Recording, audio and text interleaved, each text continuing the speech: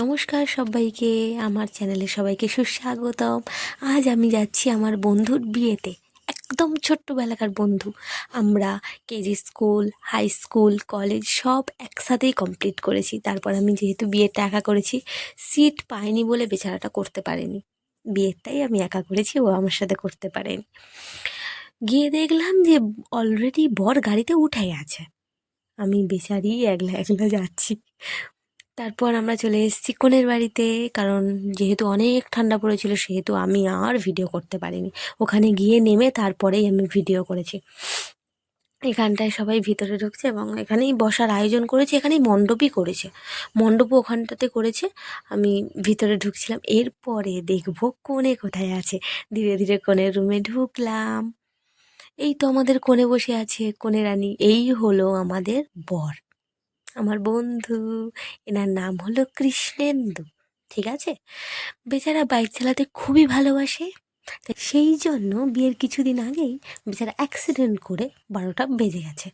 ঠিক আছে, এখানে সব বিয়ের আয়োজন হচ্ছে, যে জন্য ওকে একজন ধরে আছে। সবেই কিছুদিন হলো, 1 সপ্তাহ হয়েছে, সবে প্লাস্টার খুলেছে। কোণে এসে হাজির। সত্যি বলতে বিয়ের আগে এমন একটা অঘটন হয়েছে, আমারও মনটা খুব খারাপ হয়েছিল। ভাবছিলাম যে প্লাস্টারটা কবে খুলবে কবে খুলবে। তো যাই হোক, বিয়ের আগেই 1 সপ্তাহ আগেই প্লাস্টারটা খুলে দিয়েছে। ভেবে যারা দাঁড়িয়ে করছে, ওকে বসার জন্য পিঁড়েও দিয়েছিল উঁচুতে, ও নিচে মাটিতে বসতে পারবে না, সেই জন্য ওকে পিঁড়ে দিয়েছিল। এখানে হচ্ছে শুভ দৃষ্টি, যেটা দেখতে খুব ভালো লাগছিল, খুব খুব।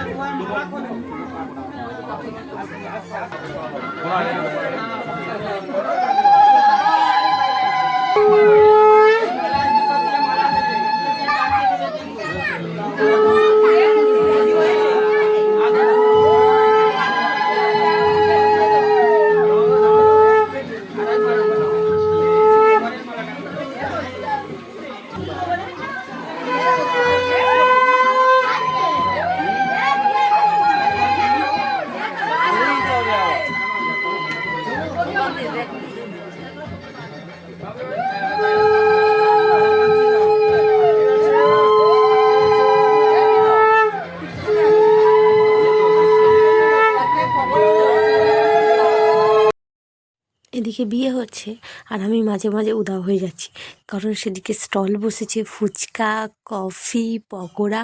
আমি সেদিকে যাচ্ছি, মাঝে মাঝে একবার করে খেয়ে আসছি আর একবার করে বিয়ে দেখছি। এখানে এসে ফের কিছুক্ষণ ভিডিও করলাম, তারপরে ফের চলে গিয়েছিলাম আমি কফি খেতে, তারপর পকোড়া খেলাম, ফুচকা টুচকা সব কিছু খেলাম। খেয়ে ফের এসেছি ভিডিও করতে। ভিডিও করে দেখলাম যে এখানটায় এই নিয়মকানুনগুলো পালন করা হচ্ছে। তারপর আমি ফের চলে গেছি খেতে।